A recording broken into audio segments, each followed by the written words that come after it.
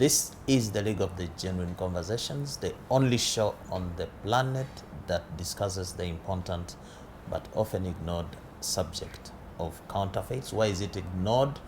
Is the reason why we have this conversation with guests from various walks of life to try and deepen our understanding of this subject and hopefully help you and me to pay more attention to the subject. As always, we have a new guest on the program.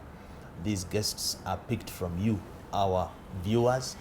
Everybody is eligible to be a guest on this show because everybody can say something about counterfeits. So join me in welcoming Shamim Chirabo, an assistant lecturer or teaching assistant? Teaching assistant. What makes you bigger? Look big. Teaching assistant? Then let's go with lecturer in assistant, general. Yes. She wants to be big. There are some people who are big size in this country. She's a teaching and assistant lecturer at Makerere University Business School in the Department of Economics. Yes. You are welcome to the show. Thank you so much. I see you have something here. A beautiful piece of a book, 50 years. Why I have picked it is because it's talking about a very important player in the agricultural chemical sector that we work for, Bukola Chemical Industries. We have just celebrated with them, been part of the celebration, 50 years anniversary. Not very easy. Not very easy. To have a local company staying in this market for 50 years. As an economics lecturer, maybe you can give us a pep talk on why companies, local companies, can hardly survive 1 year, 5 years, let alone 50 years. Is it because we are doing fake business or we are fake managers? There's no such thing as, I think, fake business in my perspective, or fake companies, because by the time you come up to actually start a business, you've registered it, you've gone through all the processes of starting it, so I wouldn't believe it's a fake business. But the more of why lies more on the entrepreneurship bit. Of course, the economic bit covers the whole scenario as a whole, but that lies more of an entrepreneurship bit. Statistically, it's proven that Uganda is the most entrepreneurial country, but why do our businesses die on our first birthdays? One, most times, as you can see, businesses are not innovative. You can have a mobile money business, and I see it's very lucrative for you. What is my next move? Starting the same business. Same business, same processes. So once I transfer your processes to my processes and I don't improve on what you're doing, then would you outcompete me? I would try to outcompete you, one, but at the end of the day, there is the bit of market share. You would have harnessed your big market share, and just like now Bukola, they have a big market share. Their goods are authentic, as you can see. That is why we are copycats, but we don't innovate on what we've copied. That is why most businesses are failing, and I believe that is why they are still surviving. But the products that they deal in, the agrochemicals, are also susceptible to copying. Yes. People try to copy because we are an agricultural country, so agriculture is everywhere. Yes. It's planting season now. Somebody will want to fake their pesticide. They would want to fake it, but at the end of the day, you will use the other person's product because they were not innovative in their process of production to reach the point of Bukola. They are not going to be able. So you're saying that the copycats, succeed. the fakers, the counterfeiters are not innovative. They are not innovative. Isn't it an element of innovation to be able to copy and reproduce what you are doing? Yes, I can copy your product. I can copy your style. But what is going to differentiate me from you? If I was a business person trying to start a company like Bukola, I would buy their idea That is not me be innovating on the idea, but I would do something they are not doing on the market. And that is what we face in this country. Most businesses... We are just copying. We are just copycats. Are not we don't utilizing use upstairs. Yes. And the only way entrepreneurship can keep going is through innovation. So the lack or the failure to use our brains appropriately is what is promoting counterfeits. Is what is promoting. As an economist, that's what you would say. Yes. Failure to innovate is making us to counterfeit. Laziness. But one of the key factors we have observed here is that counterfeits tend to outcompete the genuine manufacturer. Do you know why? Why? They provide cheap products. If you see, we can use Renzori water. Everybody is selling mineral water, right, on the market. Renzori is still maintaining their 1,000 shilling price per bottle. Yes, the other person is not going to use Renzori name, but they are still producing mineral water. What did that, is it called Yaket? They just came and dropped the price by 500 shillings. I'm not saying Yaket is a counterfeit, just giving an example. So that is what a counterfeit would do. That is why when you go down in Chikubo and you're buying shoes, they will tell you, do you want the originals or the fake ones? But same shoe. But coming from an economist like you, if you highlight the factor of price and cheap as an issue, we have to take it seriously. In fact, we have taken the issue of affordability here. We have the acronym of Dankani as a driver for counterfeiting. But I am asking, is providing cheap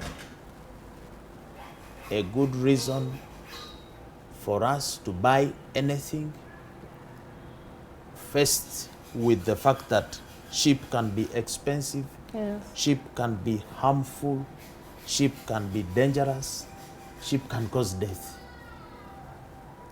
How do you balance this economic factor of cheap price with life? Because economics is supposed to promote life. Yes. How do you promote my well-being as an economist when you are telling me that you are likely to go and buy if it is cheap, but what then do you say to my well-being?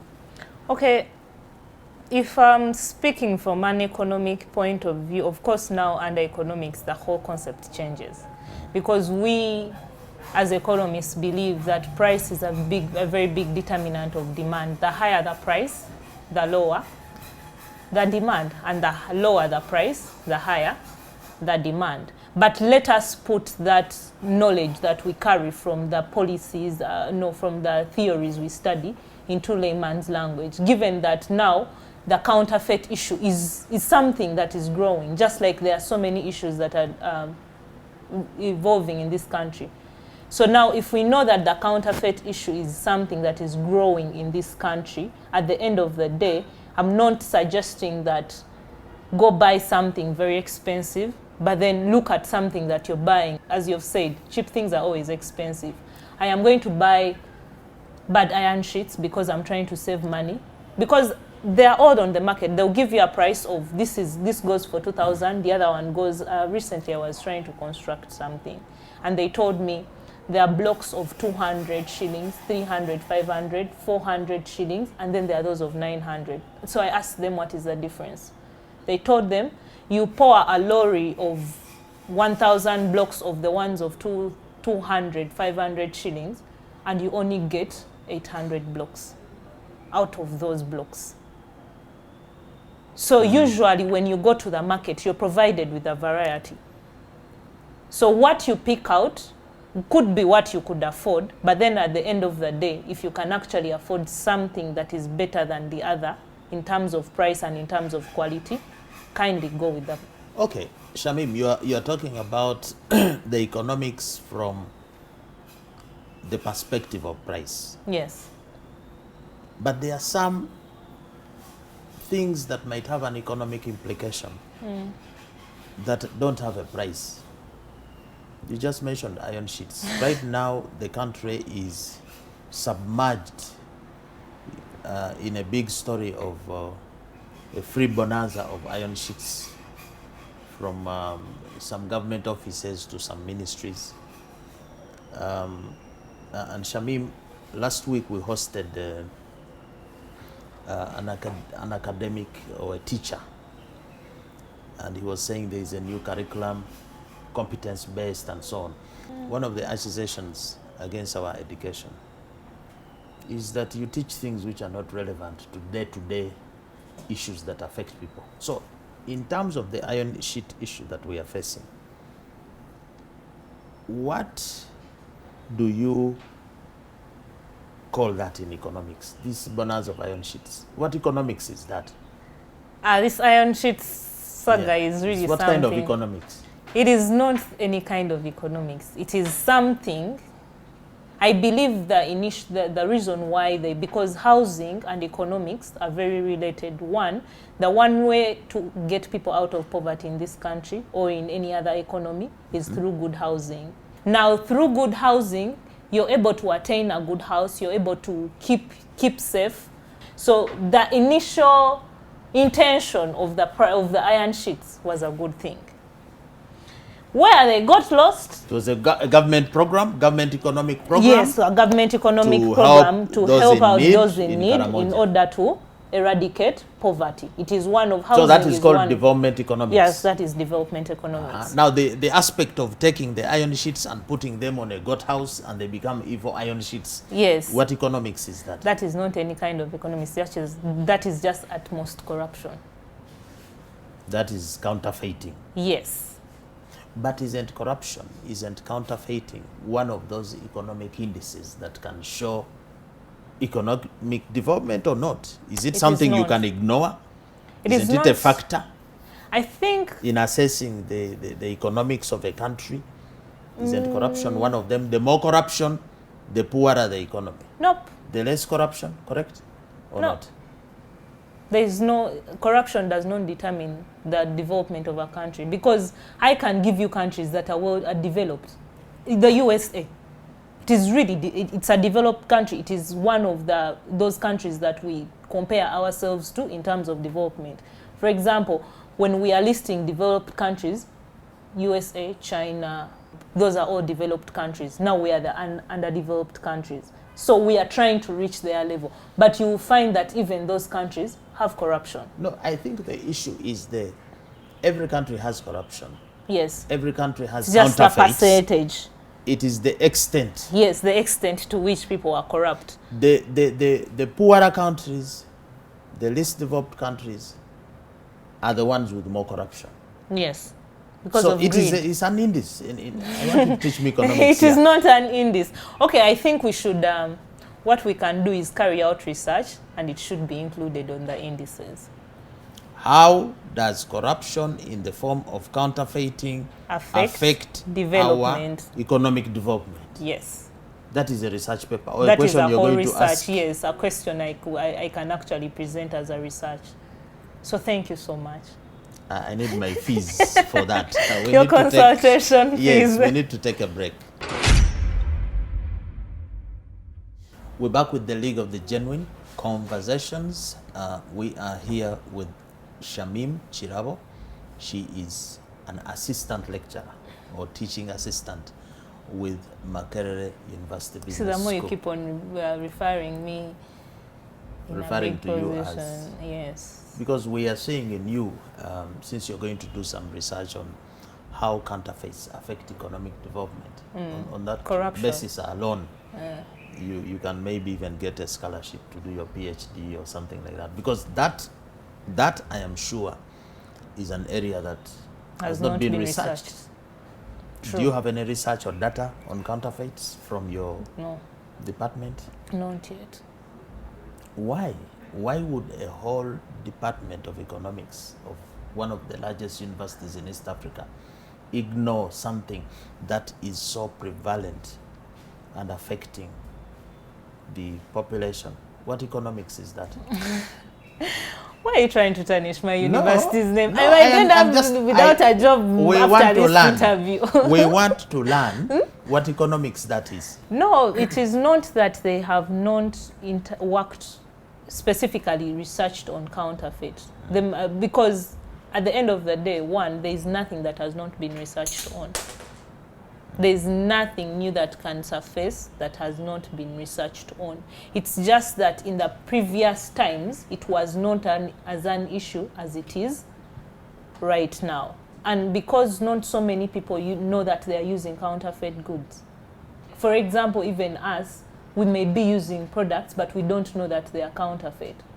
Because there are such replicas of the originals, of which original you've never maybe seen or before. So if you go to the market and someone is selling you something of something you've never seen before, of course you're going to believe it is the original. So it is not that we have ignored the issue. Or you don't understand the subject. We do. I am glad that... Do you understand counterfeits? Yes. I am glad that I've been able to attend some of your seminars. Or at least you have attended. At least now me I've attended. But the rest of the team and the economics department in MOOCs has not who attended. have not attended. So that is why I'm here.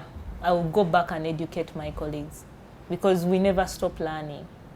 But on a more serious note, you are talking about Uganda being the most entrepreneurial country. So I can imagine if I am a lecturer teaching entrepreneurship, doesn't the prevalence of counterfeiting on the market, UNBS says 54% of products in the market are fake. It could even be higher. Doesn't the prevalence of the counterfeits on the market affect this study of entrepreneurship? Can you have entrepreneurship in the presence of counterfeits? As you've said, it is hard to have entrepreneurship alongside counterfeit, but that is what is happening in our economy. And that is why you see that we cannot benefit from international trade or any trade elsewhere As much as we should. Recently, Kenya, last year, they stopped importing maize from Uganda because it was afflicted with aflatoxins. Yes, aflatoxins. The same thing right now, they're telling us our maize can cause us cancer, but all this is because of counterfeit. So that is the one reason why entrepreneurship cannot grow.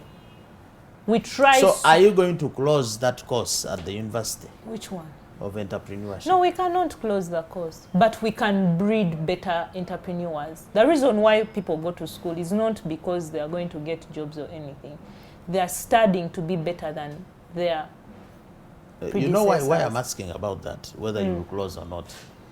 The law profession is now one of the most sought after and lucrative. Everybody who has a son or daughter wants... Is it lucrative though? It is one of the most. I don't know if it is the most, but one of the most. And you can see this by the huge numbers of students who are going to join the law program on the universities. Why is it lucrative? Because we have a return to the rule of law. Now compare that to the 70s when there was a breakdown of the rule of law, there was insecurity and so on. You didn't have as many law firms. You didn't have many students joining the program to study law. I'm sure if we had continued with the breakdown of rule of law, maybe the law school would have closed. Because what's the point of you going to study something that you cannot apply? So that's why I'm saying that if we do not check, if we do not join efforts to push back these counterfeits, some of these courses and departments in the universities that are teaching entrepreneurship or economics can be adversely affected. Because what's the point of studying economics if I cannot apply it and work from that angle? One, you cannot do away with entrepreneurship and economics. That's just facts. Because that's the basis of development. If you want to grow and reach a certain point, those are the two issues that we need to reconcile and grow the economy as a whole. Two. But if you degenerate into banditry, No, and two, thuggery, which counterfeiters do. I'm very happy that at the beginning of this whole interview, you talked about the curriculum being changed and being now directed to more prominent issues that are actually facing this economy. The reason why I can sit here and look this young and be a lecturer is because they have now realized we need innovations in the system. So I am bringing, I am bringing something new to the education system. Because now everything that we do in this country or in this world is by day to day. We learn different things day in, day out. So I am going to come and not teach the same way of the people who taught me in my generation, because now I know this generation needs such and such a thing. So, which drives me to the point the youth are the future and all these things that people keep on saying they're actually true. So, I come to the table, I bring something new to the table, new knowledge, new experiences. I expose my fellow youths to things that are actually out there, even though I'm a year or 2 or 3 older than them. I have seen something better than they have seen. So I bring in a fresh set of brains to the youth. A fresh set of brains that goes out there and is faced with the challenge of counterfeits.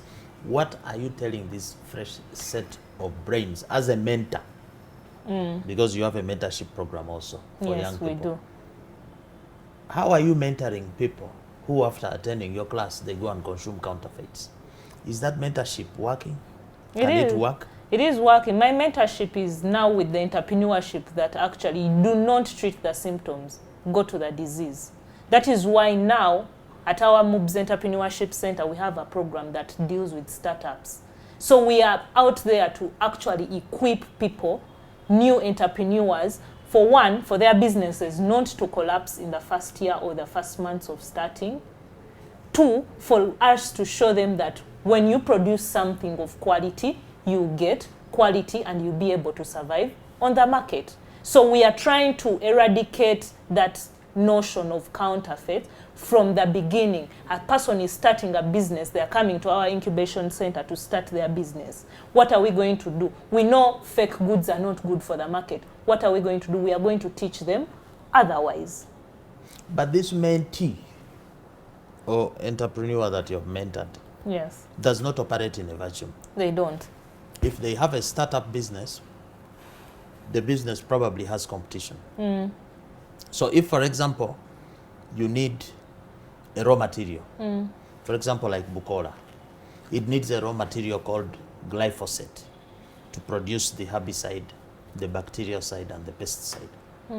But if this is a startup that has been mentored by you, and it faces a challenge of suppliers of fake, cheap glyphosate, which is the best material used to produce the pesticide, how is Bukola, who you have mentored, and who is ethical, and would like to produce a quality product, how are they going to survive when the competition, who has not been mentored by you, is engaging in fake practices?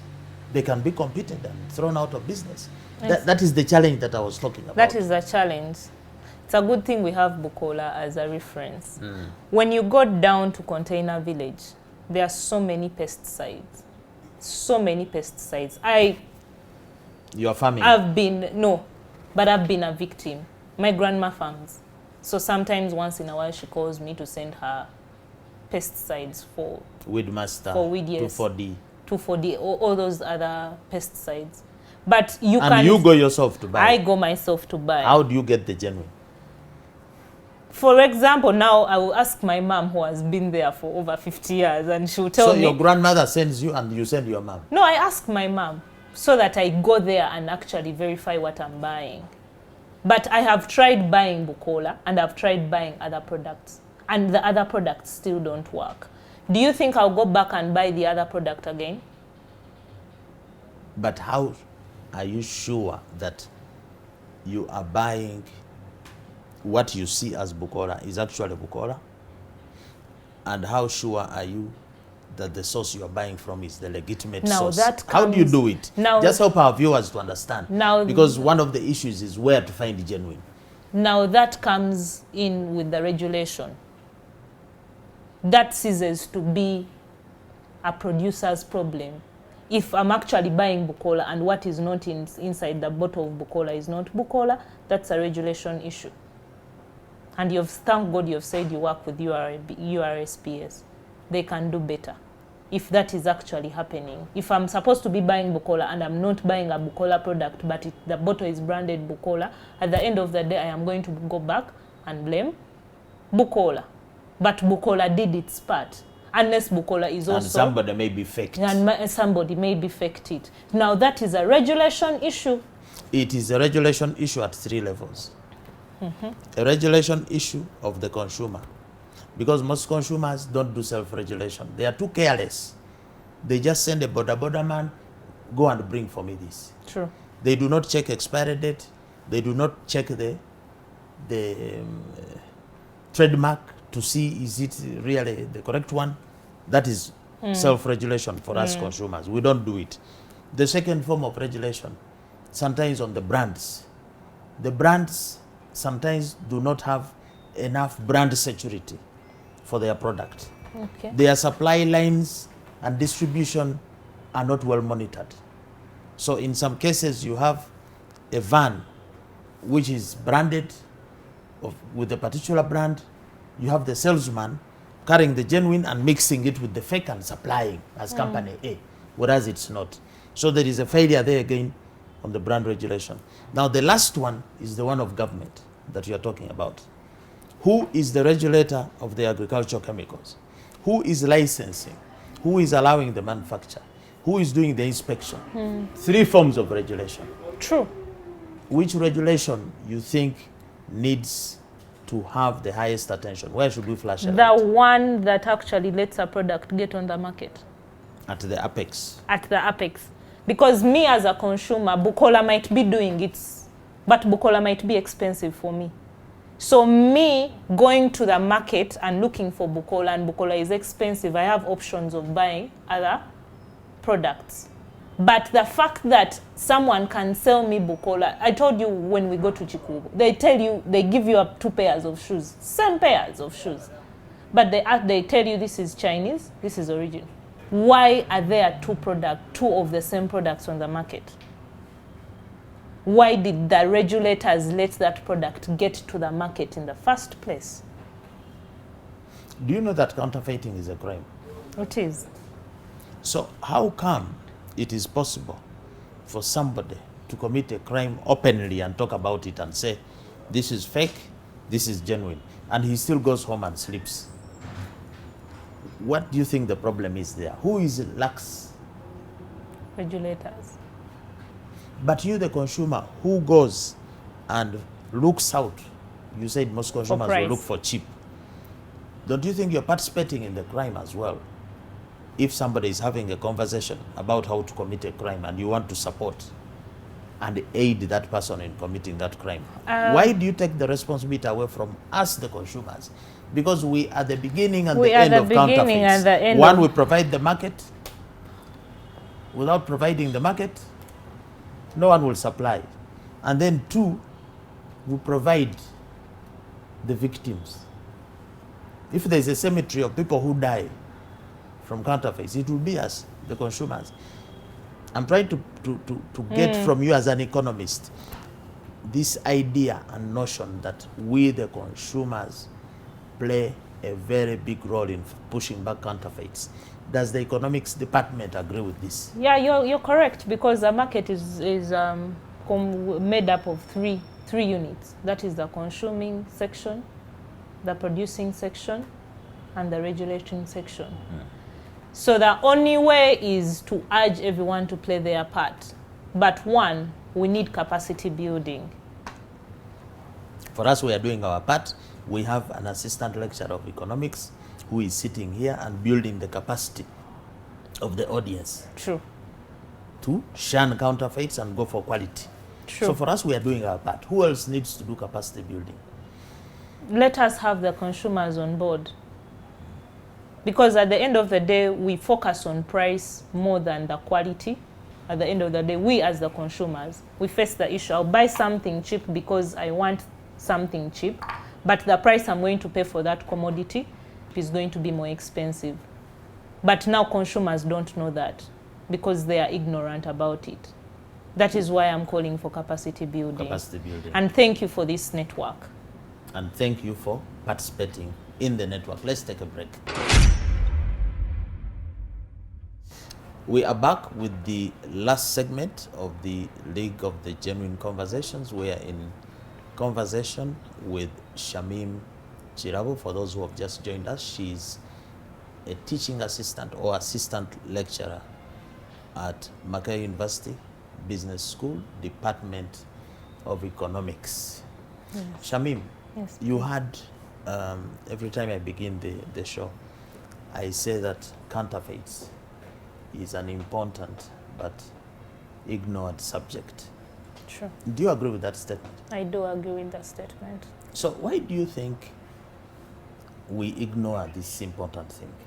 Again, from economics, what is the economics of us ignoring? Poverty. Why do you look Poverty. very disappointed? Poverty. So you're saying that poverty promotes ignorance, Yes. if you like. Yes. But does poverty close our eyes? Because if your eyes are functioning and you can see a counterfeit and see its dangers and see that it affects your health and wealth, how can we continue to justify the reason why we ignore this important subject? I'll use a small example. Street children. They are homeless. They don't have food. They don't have clothes. Sometimes they'll get food. Sometimes, leave alone these ones that are always asking for chikumi. There are those that don't have anything. Street child. Where do they eat from? Sometimes they eat garbage. Sometimes they eat. A nice person will offer them food, but usually they eat from garbage. Don't you think they know that garbage is bad? So sometimes... But they don't eat any kind of garbage. They even go in the to garbage, trash cans and pick. even in the and trash cans, they will choose what is, I think they would still choose they'll try what, to choose, what yes. is edible. What is edible and leave whatever the is totally rotten, they leave it. Exactly. Why? Because of the notion that the human being is always promoting its self-interest to protect itself. So nobody will go and pick and take poison and expect to wake up tomorrow. They will always, we are built Some to do. avoid danger. Some do. We are built Because to that avoid is what danger. is available. So don't you think that in Dankani there, we are ignoring this subject because we don't know that it's dangerous? Number C, the concealed danger. Don't you think that again is a big factor? That if you don't know that something is harmful, is dangerous, you'll ignore it. Wouldn't you agree? I would agree and also disagree at some point.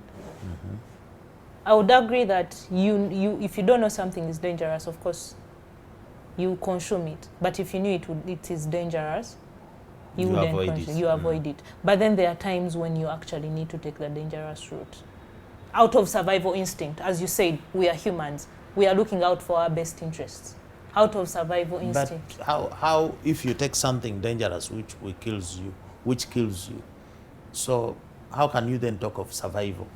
To have another day to talk. It's like somebody. Can I interject in somewhere? Yes.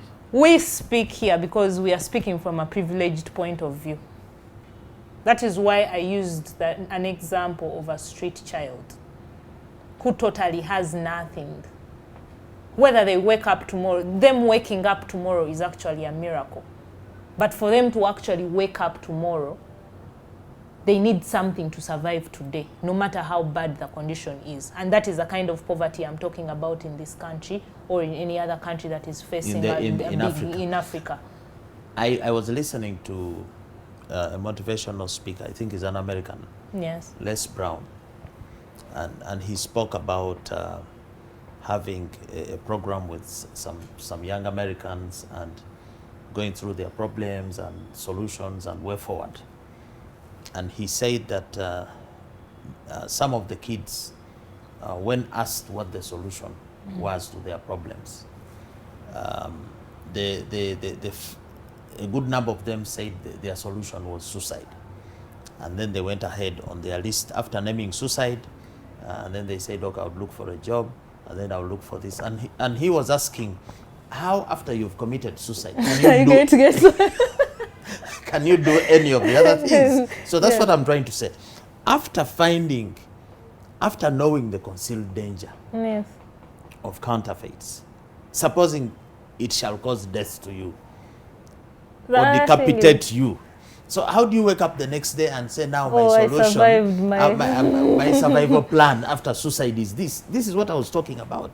And don't you think more needs to be done? More needs to be done. That's why I told you capacity building, and capacity building can come through education. The only way we can eradicate poverty from this world or Africa or Uganda is through education. You do not go to school to study for a job, but you study to be better than those who came before you. And maybe the other reason actually keeping counterfeits on this is the normalcy. That is the biggest. How do you mean? Because I'm used to buying something cheap, whether it's poor quality or not. When I'm going to buy earphones, for example, let me use myself as an example. They're going to provide to me earphones of 10,000, 25,000, 50,000. And what will I buy? 10,000. But these things are going to get spoiled in how long? 2 weeks? Because it's normal to us to actually buy counterfeit. So even in your financial planning, you plan that I'm going to buy earphones, but before end of month I would have bought others. And you know the 10K is gone. The 10K is gone. So it becomes normal. It's a normal expense. It's a normal expense. They'll get spoiled. And yet you can actually have earphones of 100,000, yes. Or 2 years. Or 2 years. So the normalcy that is going on because, and that is the problem we face so much in Uganda. At what point did it become normal? Because you're saying normalcy now. Yes. For as long as you have lived, has it been normal, or this is something that happened sometime economic when conditions? You were young? Sometimes economic conditions. Sometimes I would want to buy something of 100,000, but at the moment I don't have the 100,000, and yet I really need to buy that, what I'm buying. What about negligence? That's also a point. I would agree. Is it a friend of normalcy? Yes, they work hand in hand. Sometimes they work hand in hand, sometimes they don't. But they are friends. What about aspiration? You young people, you aspire, even the old ones. you want to climb up the ladder. You want to arrive. You want to. At the university, isn't aspiration creating a lot of competition between amongst these young people? I want to have a Gucci. I want to have a Gucci. Yes. To what extent is aspiration pushing us into counterfeits? And that is mostly in the young people. Because one, we face a lot of peer pressure. We face a lot of issues to deal with the young people. Peer pressure to consume counterfeits. My friend owns a Gucci. To do other things. My friend owns a Gucci. I must own a Gucci like that. You're under pressure to impress who? Your friend. That is the thing. It is not something, it is what is happening in universities and amongst the youth right now. You're competing. They are competing amongst themselves. What is the prize at the end of this competition? There is no prize. Starting. Status? Yes. So you want on your status to say, I am a counterfeiter. Do you put something like that? They don't put I'm a counterfeiter. Of no, course. Because if your status is to wear whatever Gucci, whatever Michael Kors, whatever brand name is there, whatever fake version of it, then your status is what? You are a fake. You're a fake. So you're competing. You To have be a fakes fake. competition in the universities. The fakers. The fakers who Yes. faked it best. Yes. That is the aspiration bit of it. It's a big demon. And now aspiration has also tied in with norms. It's normal now. It's normal to for aspire. to go and aspire, buy something fake and go and show off to your friends that, oh, I own this. Haven't you seen iPhones that turn on as Androids? You can imagine. You can imagine. This social media can really put out some things. You buy an iPhone, but it's turning on. Recently, our people went in the field and they bust some guys downtown who dupe people by selling them fake phones. It's there, it's in the open. But the problem is that your friend or one of those university students will be holding an iPhone that opens as an Android, and they do nothing about it. Again, it could be the negligence, or Again, it could be the regulation. Even if I reported it, it wouldn't be something. Again, it would be the poverty. There's those underlying issues. But maybe the poverty you keep talking about may not be poverty of the pocket. It might be poverty of the mind. Exactly. That's why I told Poverty you of the the solution. mind. The solution to this poverty I'm talking about I'm talking of poverty of the mind. is education. That is a first statement I put out there. Poverty of the mind. Poverty. It's not poverty of the money, because you Of the mind. Yeah. You also need the mind to make the money you're looking for. So the poverty is in all different ways. It's only not in monetary terms. Was it an aspect of poverty of the mind, and I don't know whether this is true, for MOOBs to have claimed that in order to fight homosexuality, you will let the girls and boys Fake sleep in the news. same hostel? What poverty was that? Fake news. Because one, at MOOBs, the institution does not control the hostels that the students sleep in. Was that statement Those are true? businesses. They are not part of the institution. If they were part of the institution, then it would have been true. But they are not. Fake news is part of the culture of counterfeiting. Exactly. Did MOOBs issue a clear statement disassociating? Yes, the principal issued a clear statement. You issued a statement? Yes, he did issue a statement. He disassociated himself from it because it is fake news. The management of Makerere University Business School does not control the places where the students sleep. We do not have rights over those places, so we cannot do something like You that. don't have rights over what happens there. So it might as well be true because you don't control. But it is not a MOOB's decision. It could be the hostel owner's decision of, you know what, I'm an Akamwesi owner, and for me to admit you to my hostel, boys need to share rooms with girls, but not MOOBs. And the argument was that in order to fight homosexuality. Still fake news. But as a university, MOOBs, you have girls, you have boys there, young people. And you have just said that a lot of these young people are affected by all forms of fakes. Yeah. What is MOOBs doing to protect its community of students, lecturers against counterfeits? How are you doing to fight counterfeits in all spheres? You can start from wherever you want. In all spheres. Whether it is exams, whether it's food at the canteens, whether it is... How is MOOBs? One, I'm here at the Anti-Counterfeit Network trying to speak, and I know some of my students are listening in, or they will listen in, or I will recommend them to listen in, because that is one way of... I'm a MOOB staff, so You're if helping I'm out in here, capacity building, I'm helping in capacity dissemination. building, dissemination. One, we have different programs we learn. We have the MOOBs Entrepreneurship program, the MOOBs Leadership program, we have the MOOBs Economic Forum. All these are forums that run in MOOBs, and they train students on how to be better than everybody on the market. One, being better than everybody in the market, don't produce fakes. That is under entrepreneurship. Be the best on the market by having original products.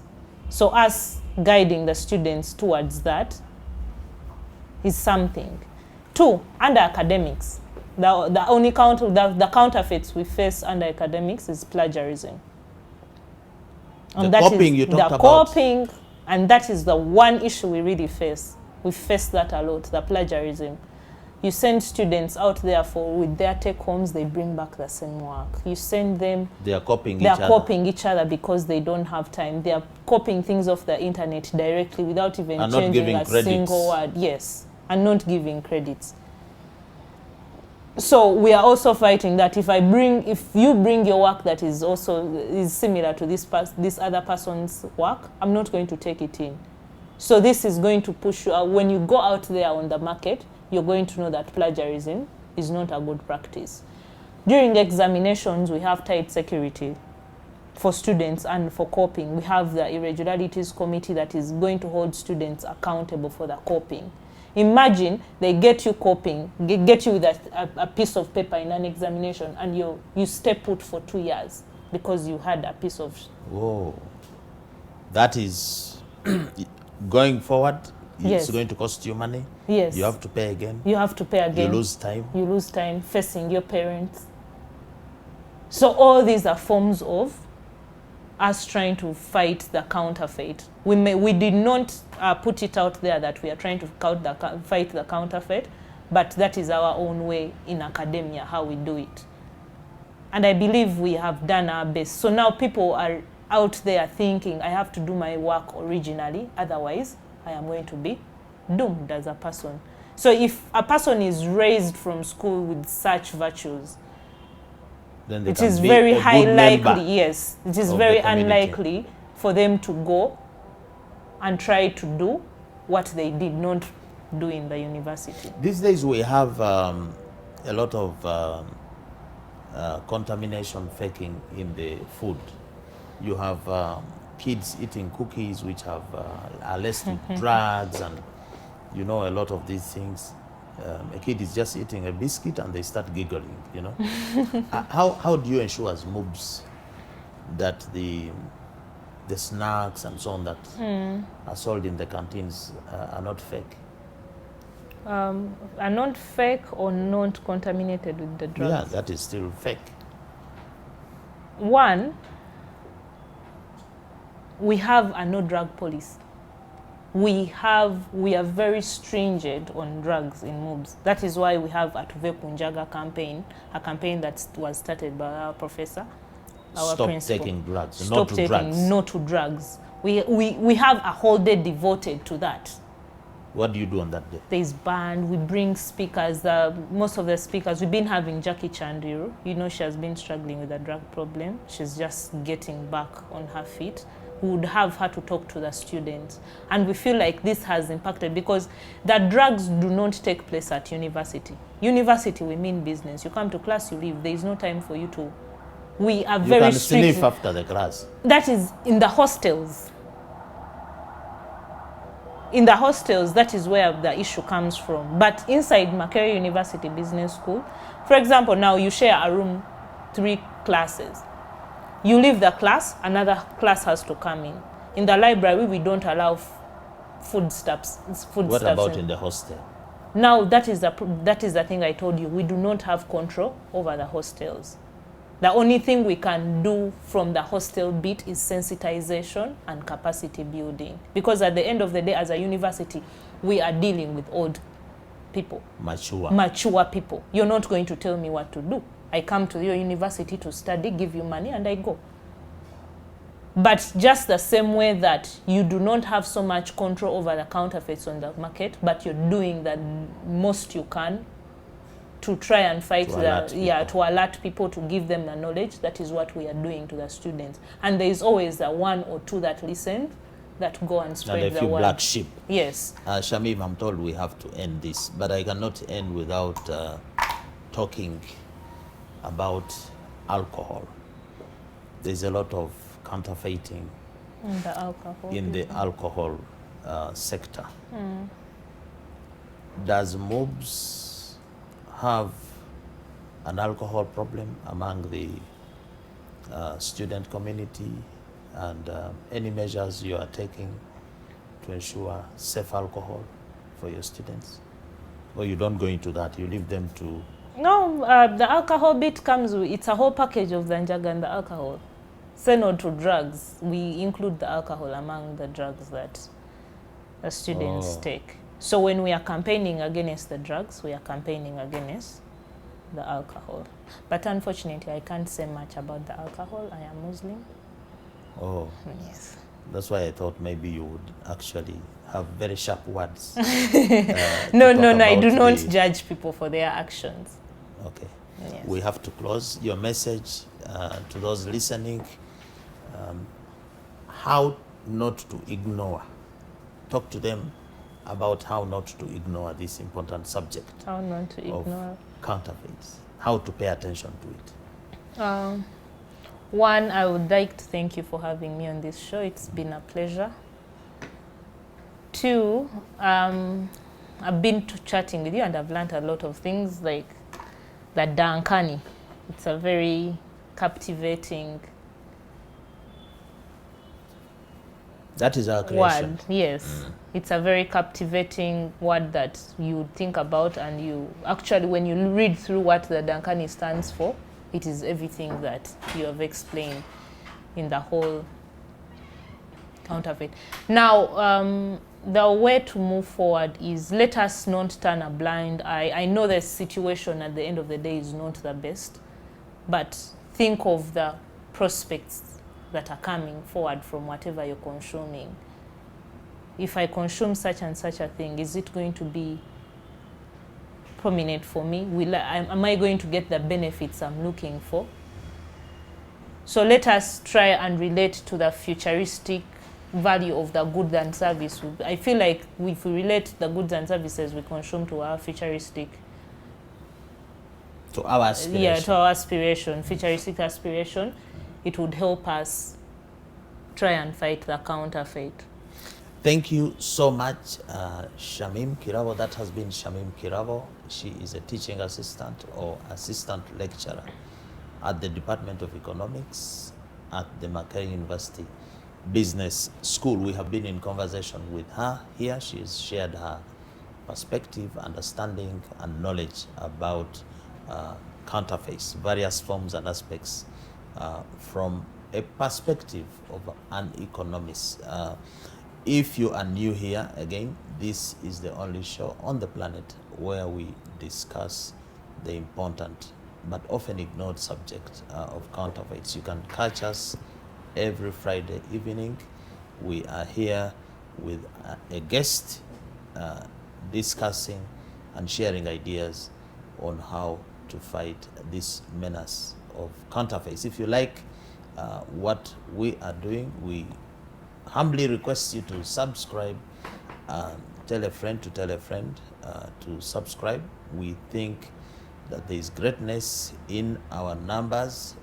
When we act together, we can push back the counterfeits. We think that an informed consumer is an empowered consumer. This is part of the process of empowering you.